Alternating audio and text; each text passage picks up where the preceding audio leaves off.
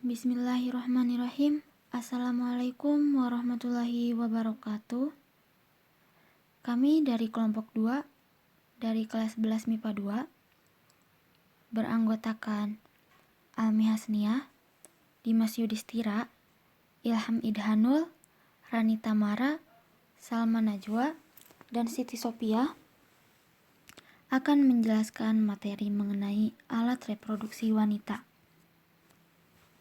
Seperti yang sudah kita ketahui, sistem reproduksi adalah proses alami yang terjadi pada makhluk hidup yang bertujuan untuk memperbaiki dan melanjutkan keturunan dengan cara berkembang biak.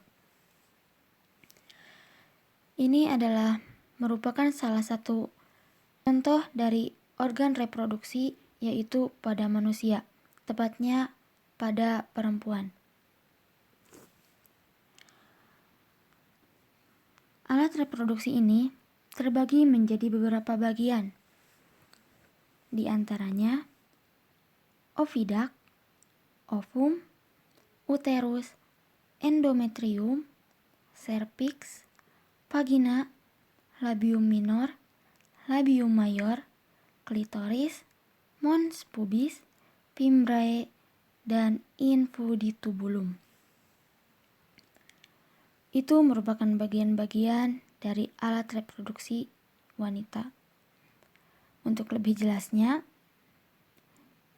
oviduct dan ovum nanti akan dibahas oleh teman kita, yaitu adalah Ilham Idhanul. Untuk uterus dan endometrium akan dibahas oleh Dimas Yudhistira. Untuk cervix dan vagina akan dibahas oleh saya sendiri, yaitu Almi. Untuk labium minor dan labium mayor akan dibahas oleh Salma Najwa. Untuk klitoris dan mons pubis akan dibahas oleh Siti Sophia. Dan yang terakhir adalah fimbriae dan infundibulum akan dibahas oleh Rani Tamara. Agar kita memahami lebih lanjut, mari kita simak penjelasan dari teman-teman kita. Baik, di sini saya akan menjelaskan tentang oviduct dan ovum. Yang pertama, oviduct. Fungsi oviduct merupakan suatu saluran sebagai penghubung antara rahim dan ovarium. Oviduct berjumlah satu pasang di kiri dan kanan. Fungsi yang paling utama dari oviduct ini ialah sebagai sebuah alat saluran yang mengantarkan sel ovum dari ovarium menuju uterus atau rahim. Namun selain itu juga pada bagian ampula pun kerap kali digunakan tempat berlangsungnya sebuah pertemuan antara sel sperma dan sel ovum, atau disebut dengan fertilisasi, di mana oviduct dapat melakukan tugasnya dengan melalui kontraksi serta otot polos yang membuat adanya gerakan peristaltik. Maka dengan gerakan inilah yang nantinya bisa membawa sel ovum masuk menuju rongga rahim. Setelah gerakan ini seringkali dapat dipengaruhi oleh sebuah sistem hormonal progesteron dan estrogen serta prostaglandin, dan selanjutnya akan dipengaruhi kembali oleh beberapa faktor yang akan diterima dari luar tubuh. Kemudian di dalam oviduct terdapat silia, yaitu merupakan sebuah struktur yang dapat membentuk seperti rambut yang sangat halus dan yang berfungsi agar membantu pergerakan sel ovum. Sehingga proses perjalanan ini akan bisa memakan waktu berjam-jam atau bahkan hingga mencapai hitungan hari. Lalu struktur oviduct. Yang pertama itu lapisan serosa, yakni merupakan suatu lapisan yang terdapat di bagian luar oviduct. Lapisan subserosa atau disebut lapisan otot, yakni merupakan suatu lapisan hasil dari penyusunan pembuluh darah limfatik, otot longitudinal, dan juga otot sirkular. Pada lapisan yang otot berfungsi untuk bisa membuat sebuah gerakan sehingga oviduct mampu mentransportasikan ovum yang diterima dari ovarium menuju ke rahim. Lamina propria, yakni merupakan suatu lapisan yang hampir seluruhnya tersusun dari pembuluh darah sehingga kerap dikenal juga dengan sebutan lapisan vaskular. Lapisan mukosa, yakni merupakan suatu lapisan yang disusun oleh epitel kolumnar bersiliata dan juga dengan sekretori.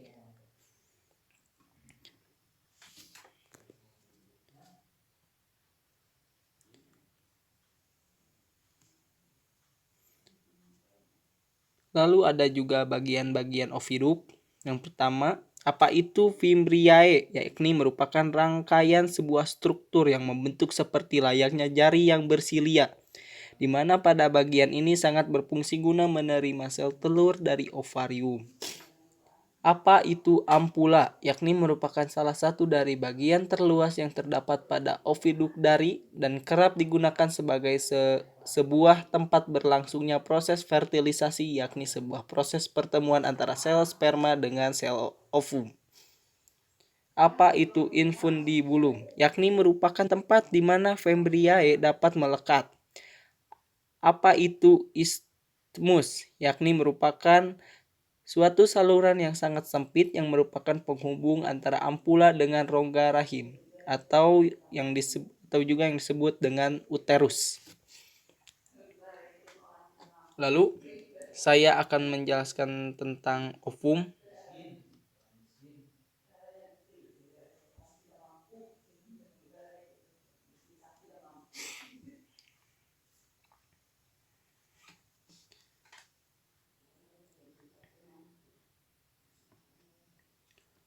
Ovum merupakan sel telur atau gamet pada wanita yang dipakai dalam proses reproduksi untuk menghasilkan sebuah individu baru yang ditemukan di ovarium. Ovum sama dengan sel sperma pada laki-laki. Ovum berisi satu set DNA haploid mengandung 23 kromosom yang diperlukan sebagai kode penentu sifat serta fisik dari keturunannya. Saat bertemu dengan gamet jantan atau sperma yang juga berisi satu set DNA haploid, maka akan terbentuk zigot. Lalu zigot tersebut akan berkembang menjadi embrio, janin serta akhirnya menjadi individu baru. Ovum sebenarnya adalah istilah jamak untuk banyak sel telur, sementara istilah satu sel telur biasanya disebut sebagai oosit. Setiap wanita biasanya memiliki stok ovum yang ada di dalam ovariumnya. Saat stok ovum tersebut habis, maka wanita tersebut akan masuk ke fase menopause. Lalu fungsi ovum. Fungsi ovum ialah memastikan set kromosom itu ada dalam tempat yang tepat sehingga memungkinkan terjadinya pembuahan oleh sel sperma. Komponen yang ada di dalam ovum juga bisa menjadi nutrisi bagi perkembangan serta pertumbuhan embrio di dalam rahim sampai akhirnya fungsi tersebut diambil alih oleh plasenta. Lalu ada struktur ovum. Ovum memiliki ukuran yang besar, bahkan merupakan satu-satunya sel yang bisa kita lihat dengan mata telanjang. Ovum dilapisi oleh beberapa lapisan, memiliki sitoplasma, serta mempunyai inti. Sitoplasma sel telur mengandung semua materi guna membentuk individu baru, contohnya protein, ribosom, tRNA, mRNA, serta materi lainnya. Sitoplasma dari sel telur biasa disebut ooplasm. Ovum juga memiliki sebuah membran yang disebut vitellin. Sama seperti membran pada sel lain, membran ini memiliki fungsi untuk melindungi ovum serta mengatur pertukaran zat antara sel dengan lingkungan luar sel. Lalu ada juga zona pellucida yang merupakan bagian pelindung sitoplasma sel yang membantu melindungi sel telur. Zona pellucida juga berfungsi guna mencegah lebih dari satu sperma masuk membuahi ovum. Jadi, saat sudah ada sel sperma yang membuahi ovum, maka otomatis zona pellucida tak akan membiarkan sel sperma lain masuk. Sekian yang bisa saya jelaskan. Wassalamualaikum warahmatullahi wabarakatuh. Baik, di sini saya akan menyampaikan dua materi. Materi yang pertama yaitu mengenai uterus dan materi yang kedua yaitu mengenai endometrium.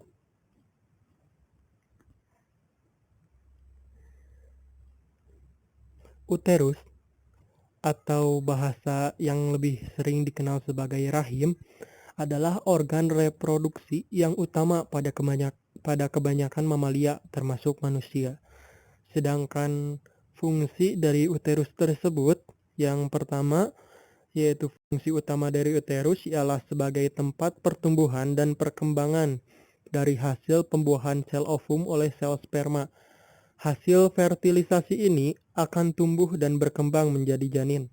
Ukurannya akan terus bertambah hingga tiba waktunya melahirkan.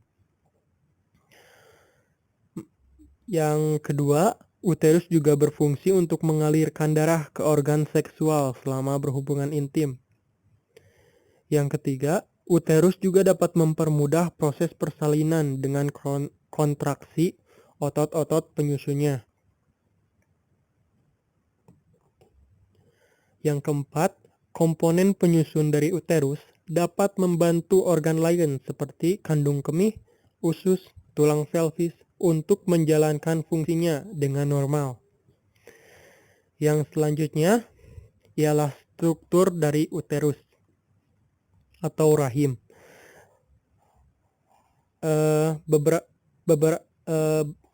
Berikut ini terdapat beberapa struktur uterus terdiri atas yang pertama endometrium yang materinya saya akan sampaikan nanti pada materi yang kedua. Yang kedua adalah miometrium. Miometrium merupakan lapisan otot yang disusun oleh kumpulan otot polos. Fungsinya sangat penting pada masa pertumbuhan dan perkembangan janin. Yang selanjutnya, perimetrium.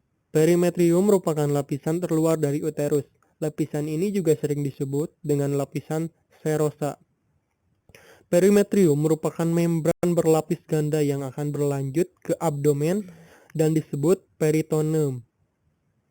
Yang selanjutnya, kita berlanjut kepada materi berikutnya, yaitu mengenai endometrium. Endometrium merupakan lapisan selaput lendir yang disusun oleh jaringan epitel, kelenjar, dan banyak pembuluh darah lainnya. Fungsi dari endometrium ialah yakni guna mencegah adanya perlengketan di antara dinding yang saling berseberangan dengan miometrium, sehingga ia nantinya akan mempertahankan potensi rongga uterus tersebut. Yang selanjutnya yakni struktur dari endometrium. Seperti pada gambar, endometrium terdapat di sana seperti dinding seperti itu.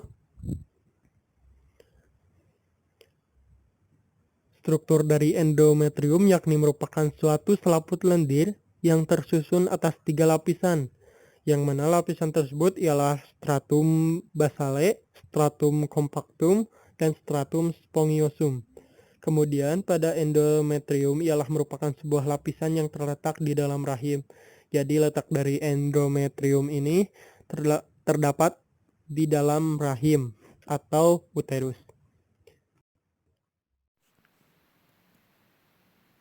Nah, untuk selanjutnya, mari kita lanjutkan kepada bagian vagina. Nah, ini adalah merupakan bagian vagina. Jika diperbesar, vagina itu bentuknya seperti ini. Nah, teman-teman, sebenarnya banyak orang mengira bahwa vagina bisa diamati dengan mata telanjang. Namun, hal tersebut salah kaprah. Vagina berada di dalam tubuh sehingga tidak dapat melihat secara langsung. Bagian yang bisa kita lihat ketika menghadap ke alat genital itu sebenarnya dinamakan vulva, bukan vagina. Nah, vagina merupakan maskula membranasi yang menghubungkan antara rahim dengan bagian luar. Bagian atas vagina terhubung dengan serviks. Nah, dapat kita lihat bagian atas vagina ini terhubung dengan serviks. Sementara itu, bagian bawahnya terbuka ke arah luar. Bagian atas itu terhubung dengan serviks, sedangkan bagian bawah itu akan terhubung atau terbuka ke arah bagian luar. Nah, vagina ini terletak di antara rektum dan kandung kemih yang memiliki panjang 8 hingga 10 cm. Jadi, vagina ini memiliki panjang 8 hingga 10 cm.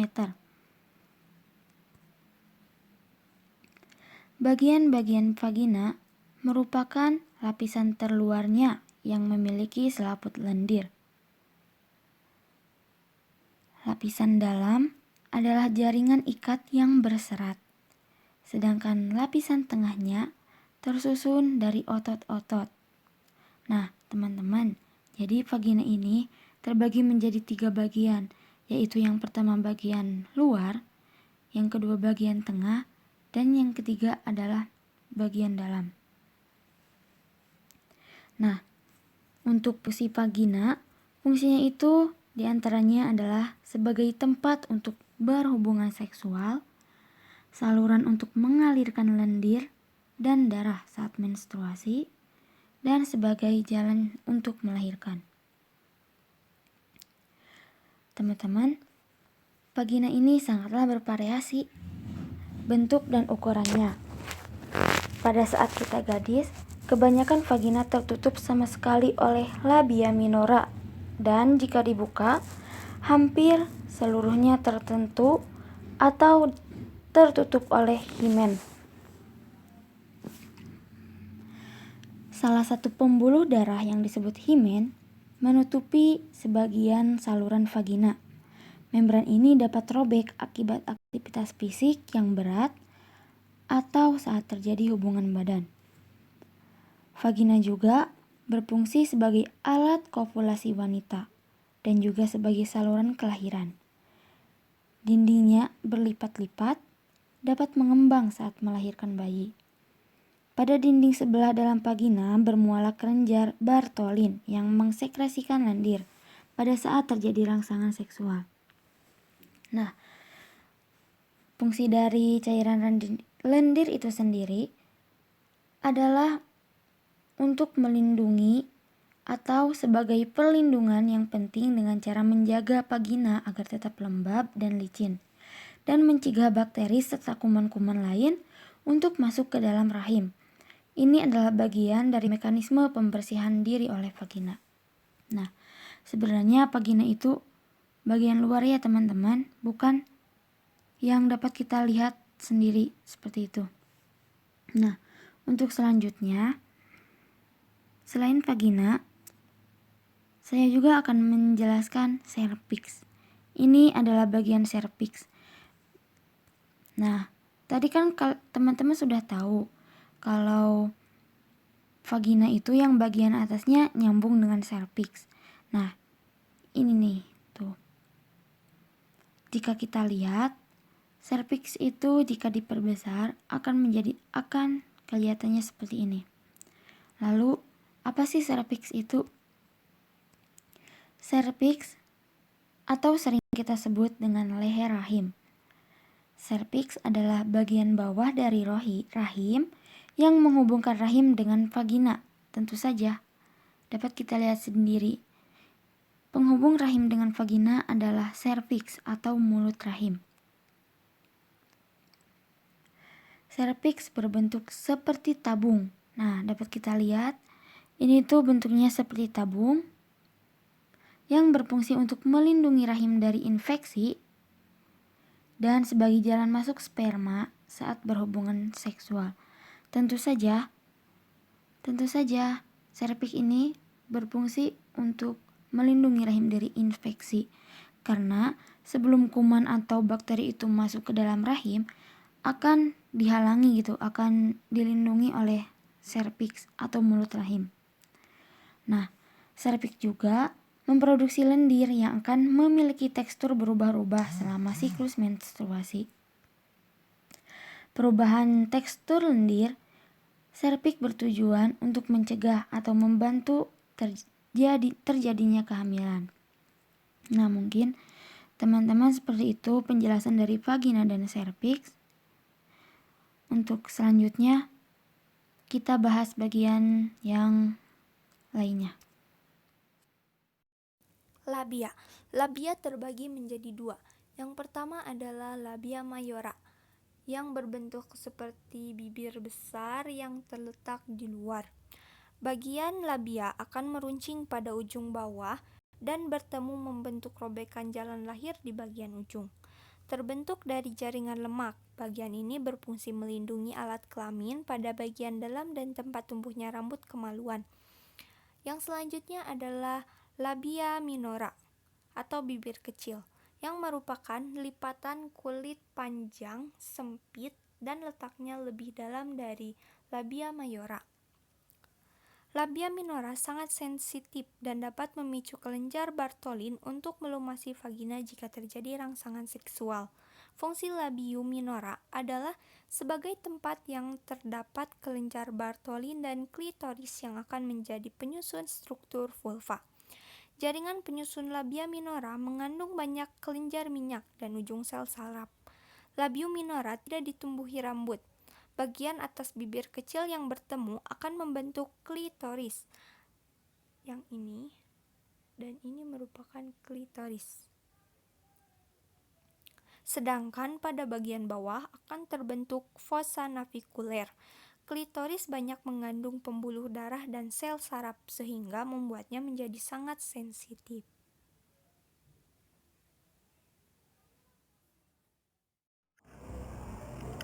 Klitoris. Klitoris merupakan struktur yang homolog dengan organ penis pada reproduksi wanita. Akan tetapi, karena adanya pengaruh genetik, maka pertumbuhannya menjadi tidak sempurna serta mengalami rudimeter atau mengecil. Organ ini berada di dalam labia minor.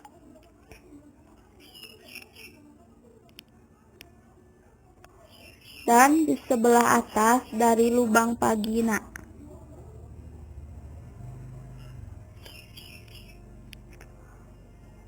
Mons pubis atau mons veneris merupakan bagian terluar organ genitalia yang terletak di bagian depan dan juga melingkupi tulang kemaluan. Simtisis pubis. Bentuk mons pubis sedikit menonjol ke depan, tampak seperti segitiga terbalik. Juga akan ditubuhi rambut kemaluan ketika pubertas. Sedangkan jaringan penyusun bagian ini adalah lebih banyak diisi oleh jaringan lemak dengan sedikit jaringan ikat.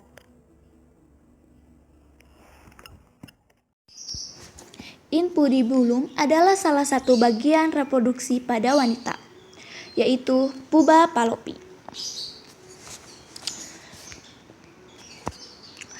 Infundibulum ini berbentuk seperti corong. Infundibulum terletak pada bagian ujung tuba dan mempunyai struktur seperti jari-jari. Struktur yang seperti jari-jari ini disebut dengan fimbria. Fimbria merupakan selaput yang terdapat dari bagian pangkal ovarium dan berdekatan dengan ujung saluran opidus.